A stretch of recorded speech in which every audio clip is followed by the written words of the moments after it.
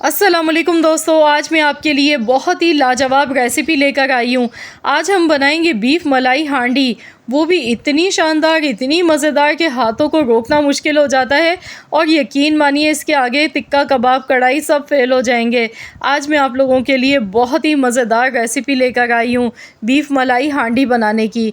तो किस तरीके से इसे घर पे बनाया जाता है, इसका तरीका हम जान लेते हैं। इसके लिए सबसे पहले मैंने हांडी ली है, आधा कप मैंने कुकिंग ऑयल का लिया। ऑयल का इस्तेमाल बहुत कम करना है आपने, इसकी रीज़न आपको मैं आगे चल के वीडियो में बताऊंगी। अब मैंने यहाँ पर प्याज ली है, तकरीबन एक बड़े साइज़ की लार्ज प्याज ली थी। 2 छोटी इलायची, 1 बड़ी इलायची, जावित्री के 3 छोटे टुकड़े मैंने लिए। तो ये साबुत खड़े गरम मसाले डाल के बस हमने प्याज को मिक्स करना है। तो यहाँ पर प्याज को हल्का सा कच्चा पक्का हमने फ्राई कर लेना है। इसके साथ ही गोश्त भी शामिल कर देंगे। आधा किलो मेरे पास बोनलेस गोश्त है।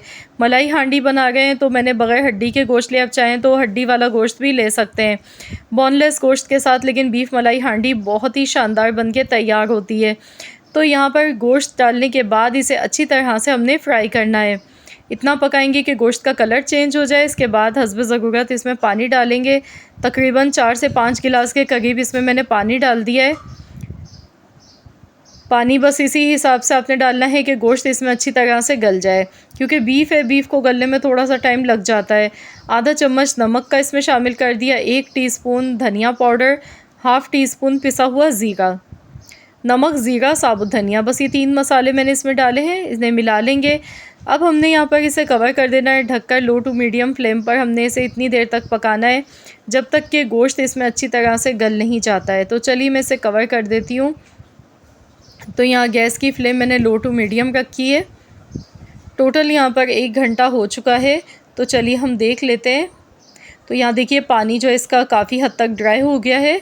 ये देखिए प्याज भी देखिए इसमें बिल्कुल नज़र नहीं आ गई है। प्याज भी एकदम सॉफ्ट हो गई है, मुलायम।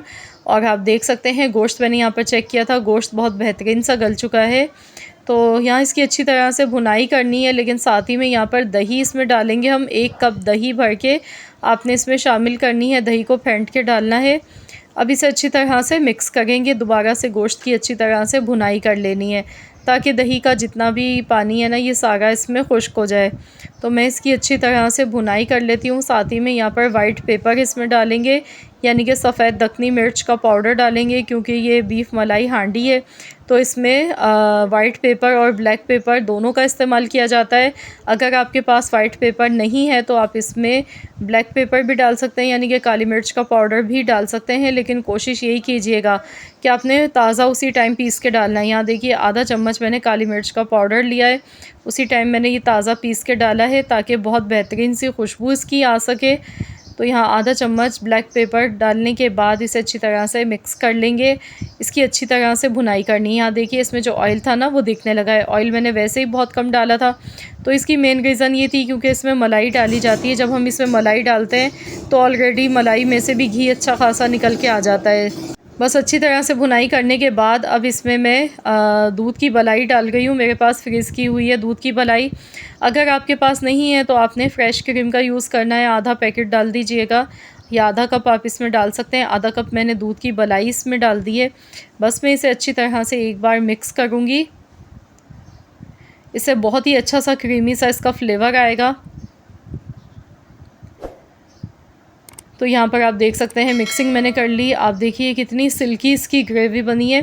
अब इसमें हम थोड़ी सी बारीक कटी हुई हरी मिर्चें, बारीक कटी हुई अदरक ऊपर से शामिल कर देंगे। इसके बाद यहाँ हमने इसमें स्मोक लगाना है। स्मोकी फ्लेवर इसमें बहुत ही मज़ेदार लगता है। मलाई हांडी बहुत ही मज़े की लगती है स्मोकी फ्लेवर से।